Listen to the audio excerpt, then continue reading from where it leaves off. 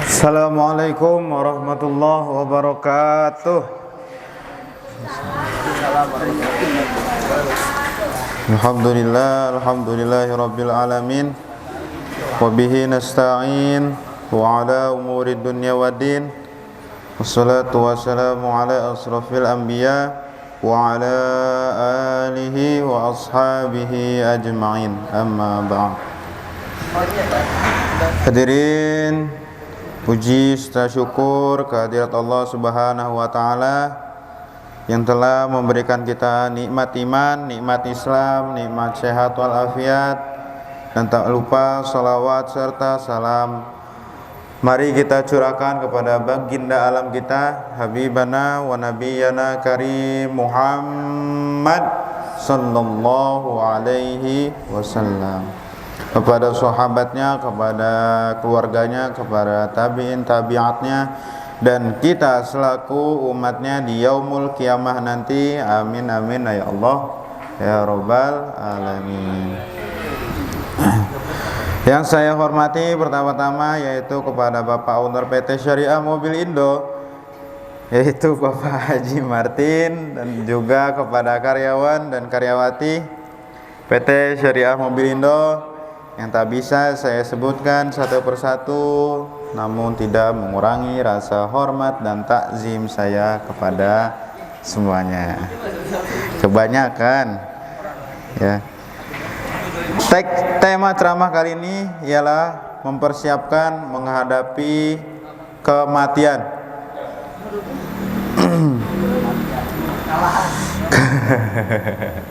Kematian, oke?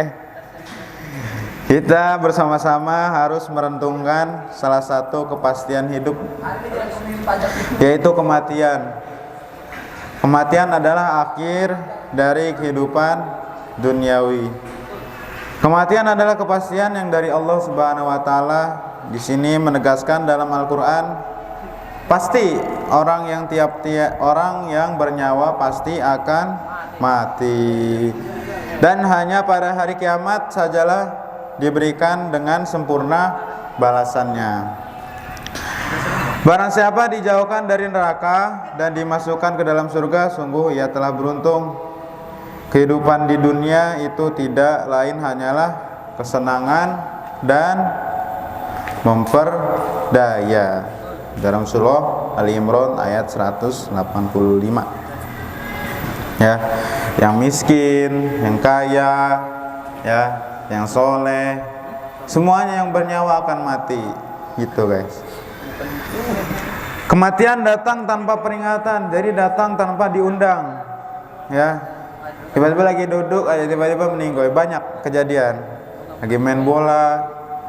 Orang dulu nyebutinnya kematian itu datang dalam suatu kebiasaan hidup dia, itu, atau kebiasaan dalam hidup seseorang. Kematian bisa jadi sering sholat, sering ibadah, sering nyalain customer, tiba-tiba meninggal, bisa jadi, nggak ada yang tahu ya.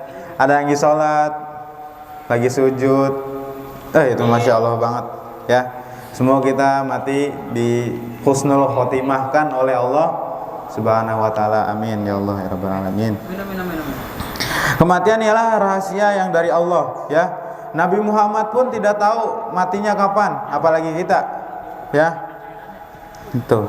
Apa aja sih yang kita akan mempersiapkan sebelum menjemput ajal kita? Yang pertama yaitu meningkatkan amal ibadah, ya. Amal ibadah kita, contohnya sholat, ya, puasa, sedekah, ilmu kita yang bermanfaat, tolong dimanfaatkan kepada saudara, kepada teman-teman kita, ya. Itu namanya amal jariyah, amal yang akan terus menerus. Seperti guru, ya. Guru itu ilmunya bermanfaat.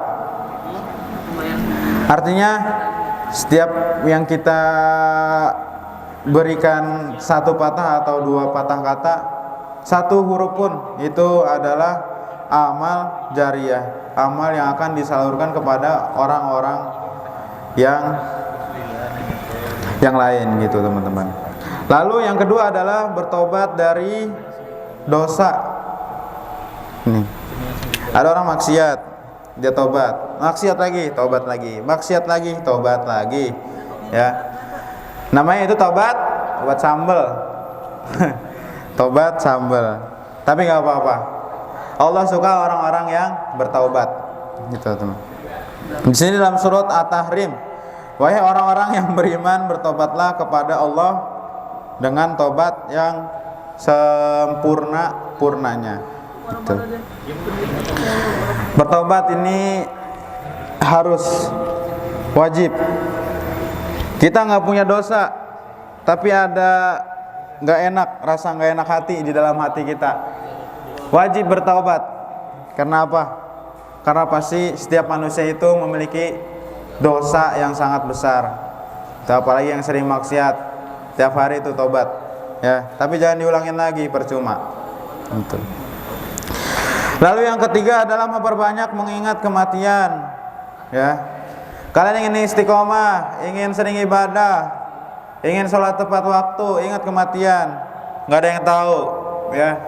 Siapa tahu kita ninggalin sholat tiba-tiba meninggoy, nggak ada yang tahu, gitu teman-teman. Jadi melalaikan sholat terus meninggal, husnul khotimah enggak. Namanya husnul, itu apa? Su'ul, gitu teman.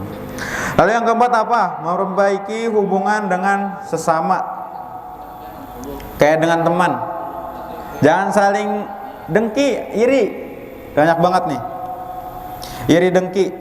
Contohnya pada sesama teman, gak boleh, apalagi lagi berantem. Harus saling memaafkan, ya. Itu namanya kayak dendam atau segala macam. Jangan, ya. Makanya sebelum mati itu ada yang namanya dari masjid itu yang punya utang piutang atau masalah atau kekurangan segala macam, pasti tolong dimaafkan atau tolong kepada keluarganya, ya, minta pertanggungjawaban. Nah, itu untuk menghapus janji-janjinya, gitu teman-teman. Apa aja sih kehidupan setelah mati, ya? Setelah mati itu kita dikubur. Dikubur itu hanya di alam barzah. Lalu kita akan menunggu di hari kiamat. Di hari kiamat itu adalah hari penentuan, hari penimbangan. Jadi alam barzah itu hanya alam kuburnya Allah. Jadi ada lagi selain itu, setelah itu ada alam ini di hari kiamat gitu, dihisab, ya. Jadi kita dikubur, disiksa, di segala macam, udah kayak punya dosa atau segala dosa sekecil apapun pasti bakal dipertimbangin sama Allah Subhanahu wa taala. Jadi jangan main-main sama larangan-larangannya Allah, ya. Gitu teman-teman. Di sini dalam surah Al-Zalzalah dijelaskan, maka barang siapa yang mengerjakan kebaikan seberat biji zarah itu sekecil banget, ya, segini kuku lah, niscaya dia akan melihat balasannya. Dan barang siapa mengerjakan kejahatan seberat biji zarah, niscaya dia akan melihat balasannya, ya. Sebesar biji zarah aja akan dibalas oleh Allah Subhanahu wa taala. Jadi Allah tuh maha adil, gitu. Inilah salah satu kita memanfaatkan waktu yang tersisa untuk menabung amal kebaikan kita di dunia hanyalah tempat singgah, ya. Kita itu ngontrak, ya, ngontrak. Apalagi udah yang ngontrak, gitu. Ngontrak doang kita di dunia, ya. Jadi jangan terlalu sibuk dengan duniawi, ya. Sibukkan diri, nggak apa-apa sibuk, ya, asalkan kewajiban jangan ditinggalkan, gitu teman-teman. Dan juga memperbanyak amal ibadah, ingat kematian, ya, taubat segala macam, gitu. Banyak lagi, ya. Mungkin cukup sekian ceramah saya kali ini. Ada yang ingin bertanya?